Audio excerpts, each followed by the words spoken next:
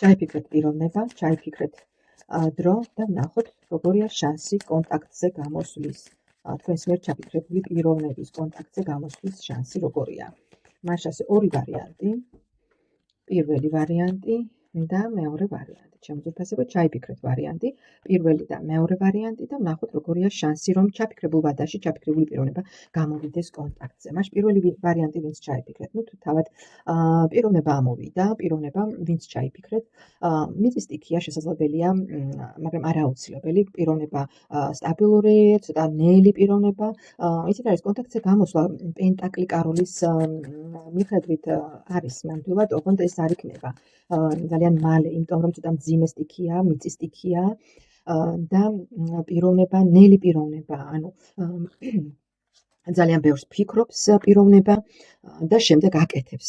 ანუ აუცილებლად იქნება მისი მხრიდან კონტაქტზე გამოსვლა, ოღონდ შესაძლებელია არა იმ ვადაში, რა ვადაც თქვენ ჩაიფიქრეთ.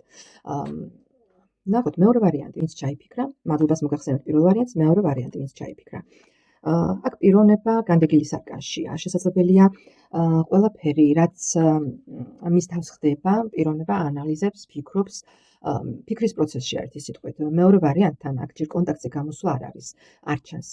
პიროვნება ჯერ საკუთარ თავში და საკუთარ სურვილებში ცდილობს გარკვევას, საკუთარ ფიქრებში ცდილობს გარკვევას, განმარტოვებულია, მას არ სურს არავისთან კონტაქტი და ერთი სიტყვით პიროვნებისგან უახლოეს მომავალში ან ჩაფიქრებულ ვადაში კონტაქტზე გამოსვლას დაელოდებით. ჯერ რაღაც ღრმა ფიქრის პროცესშია პიროვნებას არ სურს არავისთან კომუნიკაცია, შესაძლებელია სპეციალურად რაღაც აქვს აღებული ტაიმაუტი, რომ კარგად დაფიქრდეს იმ ყველაფერზე, რაც მის თავს ხდება, ან რაც თქვენ შორის ხდება. ჩემო ძვირფასებო, აი ასეთი იყო მოკლე ექსპრეს გაშლა.